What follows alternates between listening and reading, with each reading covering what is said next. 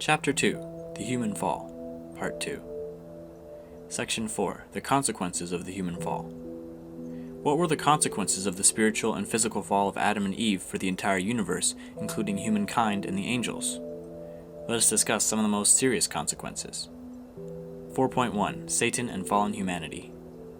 Satan is the name given to the archangel Lucifer after he fell.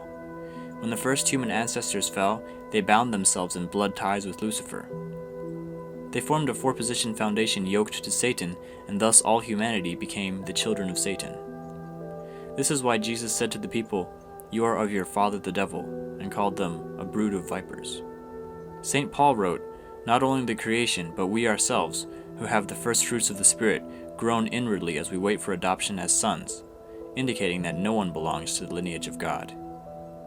Instead, due to the fall of the first human ancestors, human beings are of the lineage of Satan. Had Adam and Eve reached full maturity and built a four-position foundation centering on God, the world of God's sovereignty would have been established at that time. While still immature, however, they fell and formed a four-position foundation centering on Satan. Consequently, this world has come under Satan's sovereignty. Hence, the Bible calls Satan the ruler of this world and the god of this world. Once Satan came to dominate human beings, who were intended to be the lords of creation, he also achieved domination over everything in the universe. Accordingly, it is written, "The creation waits with eager longing for the revealing of the sons of God." We know that the whole creation has been groaning in travail together until now.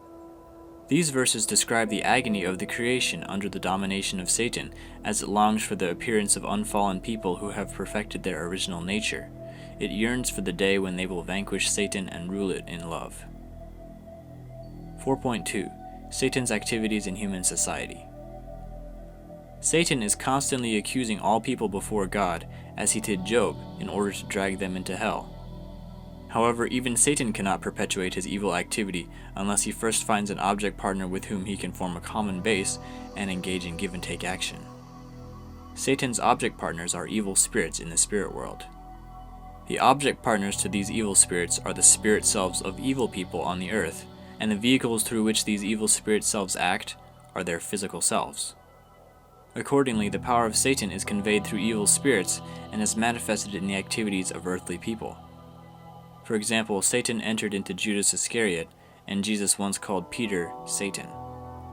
In the Bible, the spirits of evil earthly men are called angels of the devil. The kingdom of heaven on earth is a restored world in which Satan can no longer instigate any activity.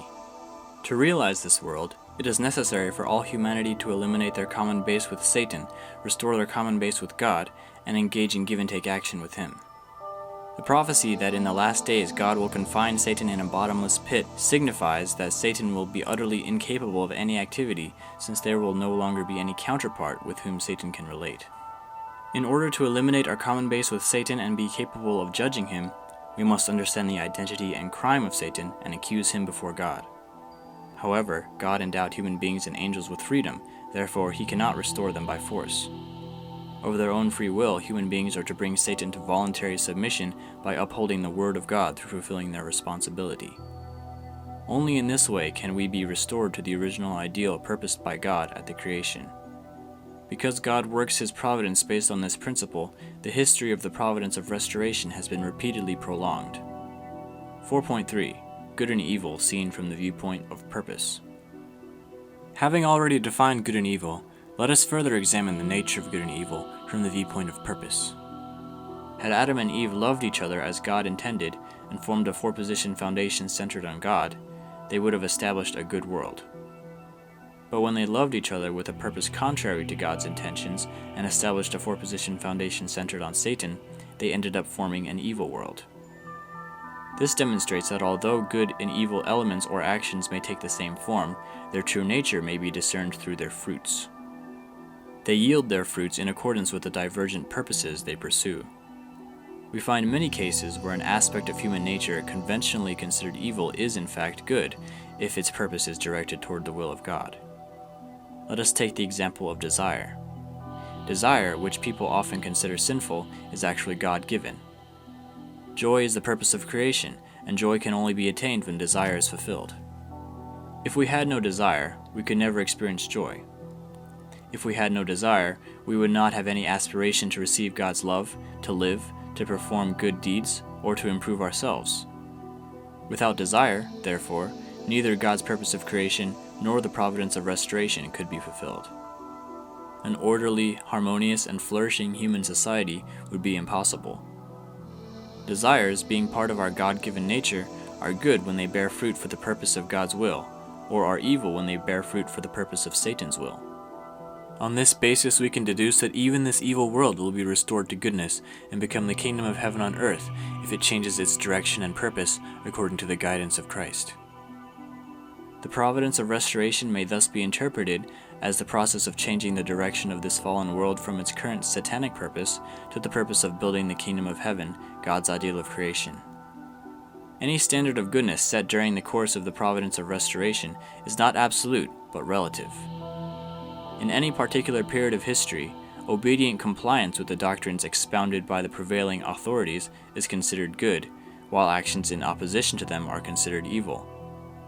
But the change of an era ushers in new authorities and doctrines with new goals and new standards of good and evil. For the adherents of any religious tradition or school of thought, complying with the precepts of its doctrine or philosophy is good, while opposing them is evil.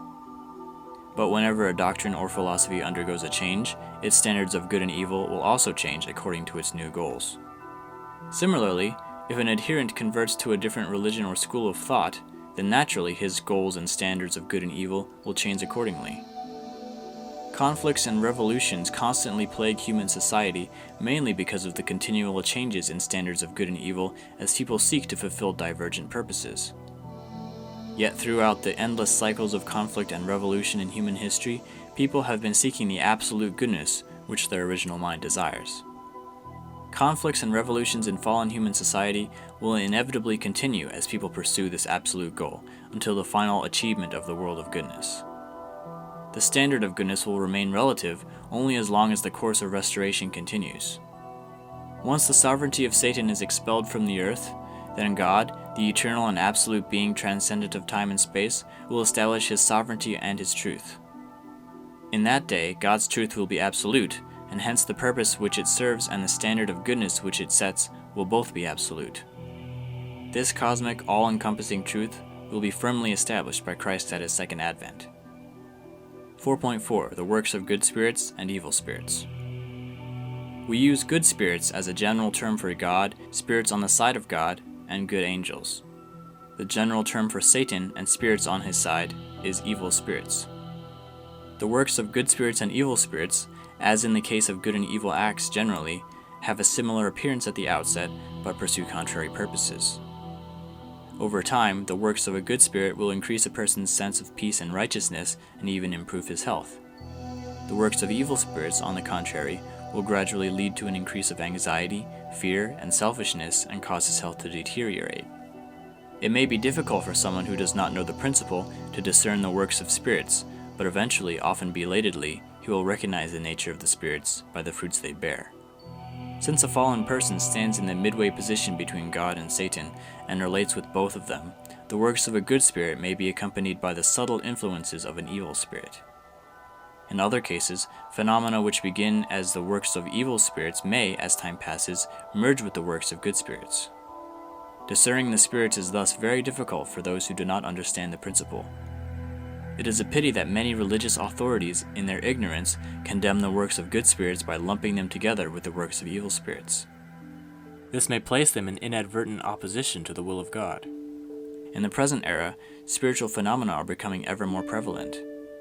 Unless religious leaders can correctly distinguish the works of good spirits from the works of evil spirits, they cannot properly instruct and guide those who experience spiritual phenomena. 4.5. Sin. Sin is a violation of heavenly law which is committed when a person forms a common base with Satan, thus setting a condition for give-and-take action with him. Sin can be classified into 4 kinds. The first is the original sin. This sin originated with the spiritual and physical fall of our first human ancestors. It is ingrained in our lineage and is the root of all sins. The second is hereditary sin. This is sin which one inherits from one's ancestors on account of their connection through lineage. It is written in the Ten Commandments that the sins of parents will be visited upon their descendants. The third is collective sin. This is a sin for which a person is responsible as a member of a group, even though he neither committed the sin himself nor inherited it from his ancestors. An example of this kind of sin is the crucifixion of Jesus. Although only the chief priests and certain scribes committed the deed when they sent Jesus to be crucified, the Jewish people and humanity as a whole have together shouldered the responsibility for this sin. As a consequence, the Jewish people were cast into the position to undergo grievous suffering, and humanity as a whole has had to walk a path of tribulation until the second coming of Christ. The fourth is individual sin, which an individual himself commits. The original sin may be thought of as the root of all sins, hereditary sin as the trunk, collective sin as the branches, and individual sin as the leaves. All sins sprout from the original sin, which is their root. Without extirpating the original sin, there is no way to completely eradicate other sins. However, no man is able to unearth this root of sin, buried deep in the recesses of time. Only Christ, who comes as the root and true parent of humanity, can grasp it and uproot it.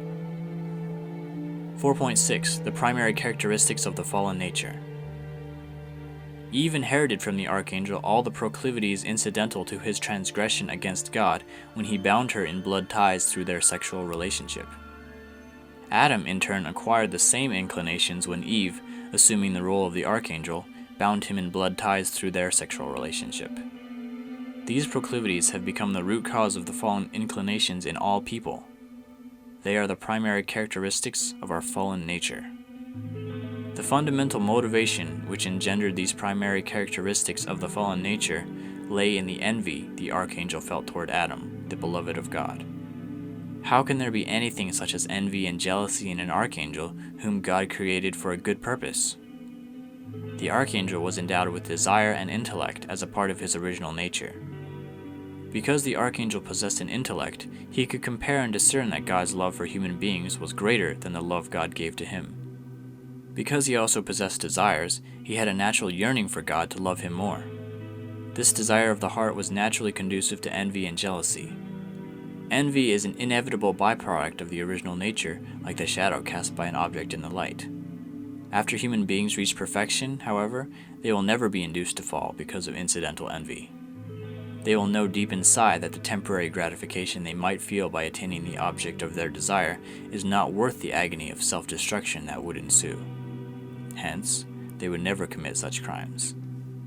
A world that has fulfilled the purpose of creation is a society built upon organic interrelationships, much like the structure of the human body. Recognizing that the downfall of an individual would cause the whole to perish, society will keep its individual members from such self-destruction. In this ideal world, the envious desires that arise incidentally from the original nature will be channeled into spurring the progress of humanity. They will never cause people to fall. The primary characteristics of the fallen nature can be divided broadly into 4 types. The first is failing to take God's standpoint. A principal cause of the archangel's fall was his failure to love Adam with the same heart and perspective as God. Instead, he felt jealous of Adam. This led him to tempt Eve. An example of this characteristic of the fallen nature is when a courtier feels jealous of the king's favorite instead of sincerely respecting him as one whom the king loves. The second is leaving one's proper position. Seeking more of God's love, Lucifer desired to enjoy the same position of love in the human world as he had in the angelic world. This unrighteous desire caused him to leave his position and fall. People are induced by unrighteous desires to step beyond the bounds of what is right and overreach themselves because of this primary characteristic of the fallen nature.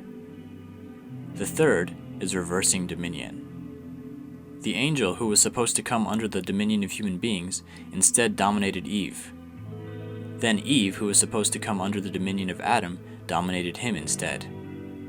This disruption of the proper order has borne bitter fruit. Human society is thrown out of order by people who leave their proper position and then reverse the order of dominion. These repeated occurrences are rooted in this primary characteristic of the fallen nature. The fourth is multiplying the criminal act. After her fall, had Eve not repeated her sin by seducing Adam, Adam would have remained whole. The restoration of Eve alone would have been relatively easy. However, Eve spread her sin to others by inducing Adam to fall. The proclivity of evil people to entangle others in an expanding web of crime stems from this primary characteristic of the fallen nature. Section 5. Freedom and the Human Fall. 5.1. The meaning of freedom from the viewpoint of the principle. What is the meaning of true freedom? In light of the principle, 3 characteristics of freedom stand out. First, there is no freedom outside the principle. Freedom requires both free will and the free actions pursuant to that will. The former and the latter have the relationship of internal nature and external form, and perfect freedom is achieved when they are in harmony. Therefore, there cannot be any free action without free will, nor can free will be complete without free actions to accompany it. Free actions are generated by free will, and free will is an expression of the mind. Since the mind of an original, sinless person cannot operate outside of God's word, that is, the principle, it will never express free will or generate free action apart from the principle. Undoubtedly, the freedom of a true person never deviates from the principle. Second, there is no freedom without responsibility. Human beings, created according to the principle, can reach perfection only by fulfilling their responsibility based on their free will. Accordingly, a person pursuing the purpose of creation as prompted by his free will ceaselessly strives to carry out his portion of responsibility. Third, there is no freedom without accomplishment. When human beings exercise freedom and carry out their responsibility, they strive to accomplish results which complete the purpose of creation and bring joy to God. Free will ceaselessly pursues concrete results through free actions. 5.2. Freedom and the Human Fall. To summarize, freedom cannot exist outside the principle. Freedom is accompanied by the responsibility laid out in the principle, and freedom pursues accomplishments that bring joy to God. Free actions generated by free will bring about only good results. Therefore, it cannot be that freedom caused the human fall. It is written, "Where the Spirit of the Lord is, there is freedom." This freedom is the freedom of the original mind. As long as Adam and Eve were bound by God's warning not to eat of the fruit of the tree of the knowledge of good and evil, they should have kept this commandment by their free will and without God's intervention. Certainly, the freedom of their original mind, which is inherently responsible and seeks the good, was prompting them to obey it.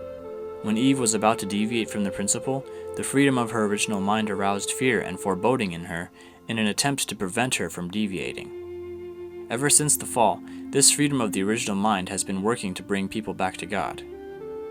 Working in this way, freedom could not possibly have caused human beings to fall.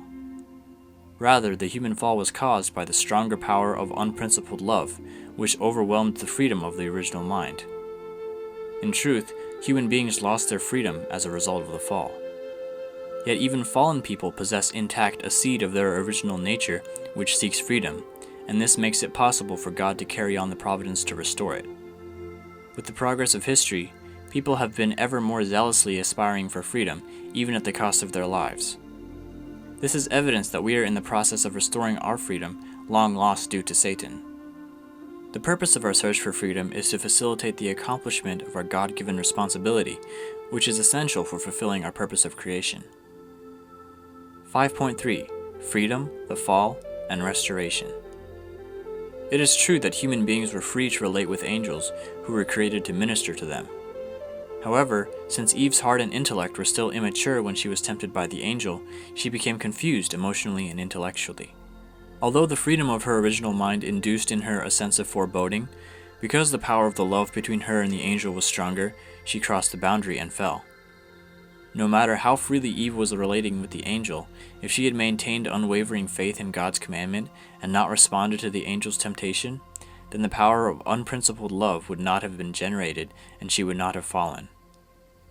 Therefore, despite the fact that freedom permitted Eve to relate with the angel and brought her to the brink of the fall, what pushed her over the brink was not freedom, but the power of unprincipled love. Since Eve was created to interact in freedom with angels, she naturally related with Lucifer. Yet when Eve and Lucifer formed a common base and engaged in give-and-take action, the power of the unprincipled love which was generated caused them to fall. Conversely, since fallen people can also relate with God in freedom, if they follow the words of truth, form a common base and engage in give-and-take with Him, then the power of principled love can revive their original nature.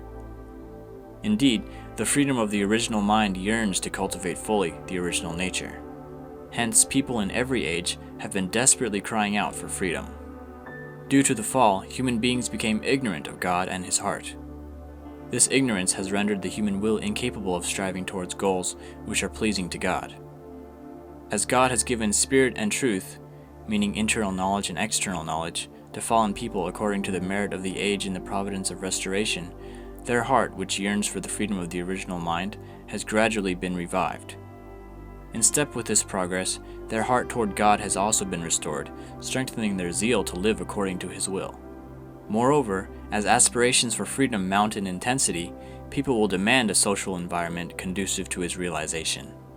When the social circumstances of an era cannot satisfy the desires of freedom-loving people, revolutions inevitably erupt. The French Revolution in the 18th century is one example. Revolutions will continue until true freedom has been fully restored. Section 6. The reasons God did not intervene in the fall of the first human ancestors. God, being omniscient and omnipotent, must have known about the deviant acts of the first human ancestors which were leading to their fall, and was surely capable of preventing them from carrying them out. Why, then, did God not intervene to prevent the fall? This is one of the most important, unsolved mysteries of the ages.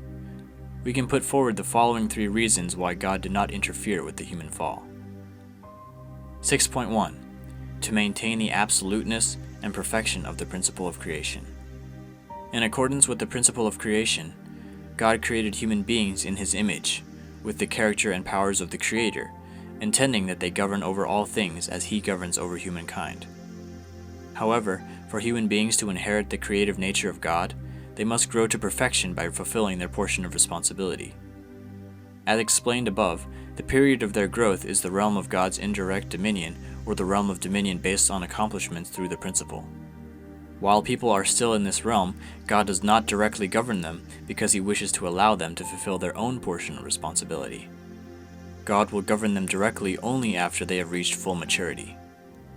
If God were to interfere with human actions during their growing period, it would be tantamount to ignoring the human portion of responsibility. In that case, God would be disregarding His own principle of creation, according to which He intends to give human beings His creative nature and raise them to become the lords of creation. If the principle were ignored, then its absoluteness and perfection would be undermined. Because God is the absolute and perfect creator, His principle of creation must also be absolute and perfect. In summary, in order to preserve the absoluteness and perfection of the principle of creation, God did not intervene in the acts that led the human beings to fall. 6.2. That God alone be the creator. God only governs over a principled existence which He has created and only sways the course of principled acts. God does not regulate any unprincipled existence which He did not create, such as hell, nor does He interfere with any unprincipled act, such as criminal acts. If God were to affect the course of such beings or acts, then they would necessarily be given the value of God's creations and be recognized as principled. Consequently, if God were to have intervened in the fall of the first human ancestors, He would have been attributing to those acts the value of His creations and recognizing them as principled. If God were to do this, He would in effect be creating a new principle that recognizes these criminal acts as lawful. Since it would actually be Satan who manipulated the situation to bring about this outcome, it would in fact be Satan who created another new principle, and Satan would stand as the creator of all the fruits of the fall. Therefore, in order that God remain the sole creator, He did not intervene in the human fall. 6.3. To make human beings the lords of creation. God created human beings and blessed them with dominion over everything in the creation. Human beings cannot rule other creatures if they stand on an equal footing with them. They must earn certain qualifications to exercise their God-given mandate to govern. God is qualified to govern human beings because He is their creator. Likewise, for human beings to gain the qualification to rule all things, they must also possess the character and powers of the Creator. In order to give them creatorship and make them worthy to govern all things, God has human beings perfect themselves by accomplishing their own portion of responsibility until the end of their growing period. Only by perfecting themselves in accordance with the principle can they earn the qualifications to rule the universe. If God were to rule directly and control the lives of human beings who are still in the state of immaturity, this would in effect grant the authority of a ruler to those who are unqualified to rule. That is, it would have the effect of granting this authority to those who have not yet fulfilled their responsibility or earned God's creatorship. It would contradict God's principle because he would be treating an immature person as if he were mature. God, the author of the principle, would be disregarding his own principle of creation, which he established in order to enable human beings to inherit the nature of the Creator and govern the creation. Consequently, it was in order to bless human beings as the lords of creation that God had to restrain himself from intervening in the acts of immature human beings as he watched with trepidation their tragic fall.